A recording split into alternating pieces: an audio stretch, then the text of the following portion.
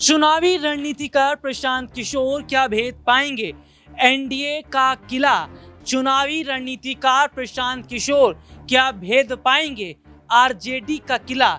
चुनावी रणनीतिकार प्रशांत किशोर जो इतनी बड़ी प्रेस कॉन्फ्रेंस करते हैं, बातचीत करते हैं, लेकिन उसमें केवल और केवल ज्यादा जिक्र करते हैं लालू परिवार का। और अगर ये कहते हैं कि एक नौवीं फेल क्या बिहार की सत्ता को चलाएगा, एक नौवीं फेल क्या बिहार की कानून व्यवस्था को संभालेगा, क्या वहां के गवर्नेंस को संभालेगा, तो क्या माना जाए कि अब सीधे सीधे तौर पर प्रशांत किशोर भारी पड़ने लगे हैं जेडीयू पर, आरजेडी पर। और आरजेडी पर अगर भारी पड़ रहे हैं प्रशांत किशोर, तो क्या प्रशांत किशोर ये सपना तो नहीं देख रहे कि वो बिहार के मुख्यमंत्री बने? दरअसल अपने दर्शकों को बता दें, चुनावी रणनीतिकार प्रशांत किशोर अभी तक जिन्होंने कई बड़े बड़े मंत्रियों के साथ, अभी तक जिन्होंने कई बड़ी बड़ी पार्टियों के साथ मिलकर काम किया है, चाहे मैं बात करूं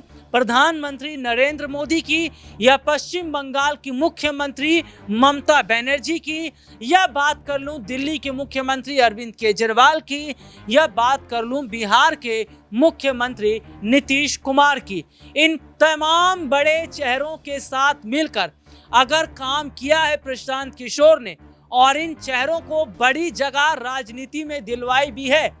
तो प्रशांत किशोर फिर कोई छोटे मोटे रणनीतिकार नहीं। प्रशांत किशोर की रणनीति बोलती है और उन्होंने अपना लोहा मनवाया भी है। ये उदाहरण रहा है, जिन जिन के साथ वो खड़े रहे उनकी सत्ता बनवा दी है। लेकिन क्या जिस तरीके से प्रशांत किशोर अब बिहार पर फोकस कर रहे हैं, बिहार में ये देखा जा रहा है कि प्रशांत किशोर का दबदबा लगातार बढ़ रहा है। लेकिन प्रशांत किशोर 2 से 3 वोट बैंक ऐसे हैं जिन पर वो नजर बनाए हुए हैं। पहला वोट बैंक मुसलमानों का है, दूसरा वोट बैंक दलितों का है, और तीसरा वोट बैंक बाकी जो पिछड़ी जाति के हैं उन पर बना हुआ है। दरअसल ये देखा जा रहा है कि प्रशांत किशोर, जिनका ये कहना है कि 2025 में एक नई तस्वीर दिखाई देगी बिहार की जनता को,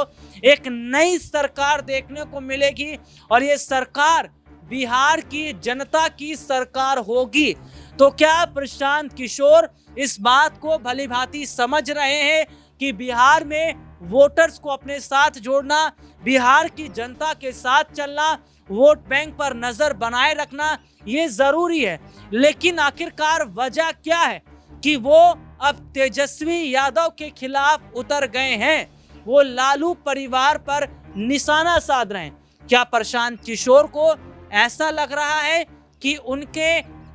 सबसे बड़ा रास्ता, या उनके लिए सबसे बड़ी जो मुश्किल है वो तेजस्वी यादव खड़ा कर रहे हैं?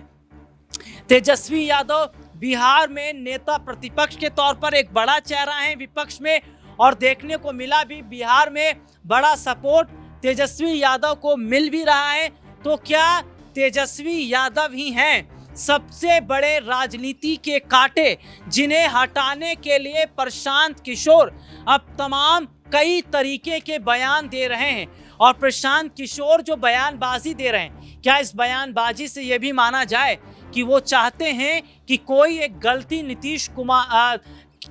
कुमार की तरफ से हो,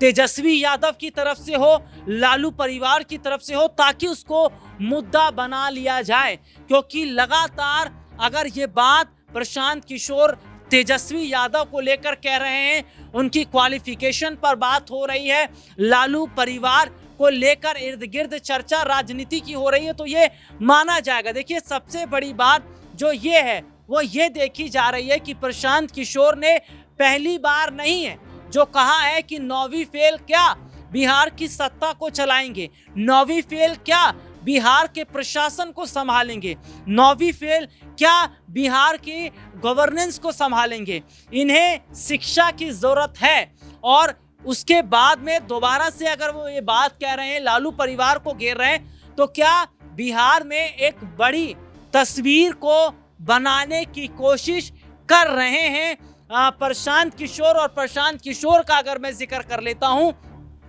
तो प्रशांत किशोर खुद अपने मुंह से नहीं बोल रहे कि वो बिहार के मुख्यमंत्री बनना चाह रहे हैं या बिहार की सत्ता पर वो काबिज हो रहे हैं। इशारों इशारों में वो जनता को मैसेज दे रहे हैं, वो वोट बैंक पर बात कर रहे हैं। और देखिए सबसे बड़ी बात और अहम बात क्या है कि प्रशांत किशोर ने अभी तक ना किसी पार्टी को लेकर कोई गलत बयान दिया, ना किसी नेता को लेकर गलत बयान दिया, और ना ही किसी और मुद्दे पर जो है वो नेताओं को घेर रहे हैं। और सबसे बड़ी बात देखिए किस तरीके से देखा जाए कि जहां आरक्षण का फैसला सुप्रीम कोर्ट के द्वारा आता है, मुस्लिम पर्सनल लॉ बोर्ड में संशोधन होता है, उस पर वो बीजेपी को घेरते भी नहीं है। तो क्या इस बात को प्रशांत किशोर जान रहे हैं, समझ रहे हैं कि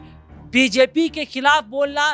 प्रधानमंत्री नरेंद्र मोदी के खिलाफ बोलना उन्हें चुनाव में भारी पड़ सकता है। और एक दिलचस्प बात जो है वो ये निकलकर सामने आ रही है कि प्रशांत किशोर से जब ये पूछा जाता है कि आपकी पार्टी का अध्यक्ष कौन होगा, तो उन्होंने कहा कि उनकी पार्टी का जो अध्यक्ष है वो हर साल बदलता रहेगा, हर समुदाय से होगा, यानी कि मुस्लिम समाज से भी होगा, पिछड़े समाज से भी होगा। तो कहीं ना कहीं वो देख रहे हैं कि सभी जाति सभी वर्ग के लोगों को अपने साथ जोड़ने का काम तो कर रहे हैं, लेकिन दूसरी सबसे बड़ी और अहम बात जो है वो कहीं ना कहीं ये देखी जा रही है कि क्या आने वाले समय में प्रशांत किशोर बिहार की तस्वीर को बदलते नजर आएंगे। और कहीं प्रशांत किशोर ही तो नहीं है जो बिहार में एनडीए का किला ढहा देंगे, जेडीयू का किला ढहा देंगे। देखिए मैं यहाँ पर अगर बात करूँ तो जिस तरीके से विपक्षियों की अगर हम बात कर लेते हैं, जिनमें तेजस्वी यादव जो हैं वो लगातार बहुत सारे ऐसे मुद्दे हैं जिस पर बात कर रहे हैं, चाहे वो पर्सनल लॉ बोर्ड का मामला हो, आरक्षण को लेकर मामला हो, जाति जनगणना का मुद्दा हो, ऐसे तमाम बड़े मुद्दे पर वो ना सिर्फ बात कर रहे हैं बल्कि सरकार को घेरते नजर आ रहे हैं। और दूसरी तरफ की जो तस्वीर है वो ये जाहिर तौर पर बता रही है कि क्या प्रशांत किशोर अगर बिहार की तस्वीर को बदल कर रख देते हैं तो क्या आने वाले समय में प्रशांत किशोर जो अपनी पार्टी है जन स्वराज पार्टी, उसको राष्ट्रीय स्तर पर भी विस्तार करते नजर आएंगे। और बिहार से शुरुआत कर प्रशांत किशोर आगे कहां रुकेंगे ये कह पाना मुश्किल है, लेकिन अगर प्रशांत किशोर को बिहार में एक बड़ी महारत हासिल हो जाती है तो शायद ये बीजेपी के लिए एक चुनौती तो रहेगी, लेकिन तमाम विपक्षी पार्टियों के लिए भी चुनौती रहेगी। और सबसे बड़ी बात और अहम बात यह भी है कि केसी त्यागी का जो इस्तीफा हुआ है वो बिहार की राजनीति के लिए एक बहुत बड़ा, अगर मैं कहूं तो परिवर्तन माना जा रहा है। तो बिहार में जितने भी बड़े फेरबदल हो रहे हैं, इस्तीफे हो रहे हैं, इसका कहीं ना कहीं आने वाले समय के चुनावों पर असर जरूर दिखता नजर आएगा। आज के लिए इतना ही, आपसे फिर दोबारा मुलाकात होगी, तब तक के लिए इजाजत दीजिए, नमस्कार।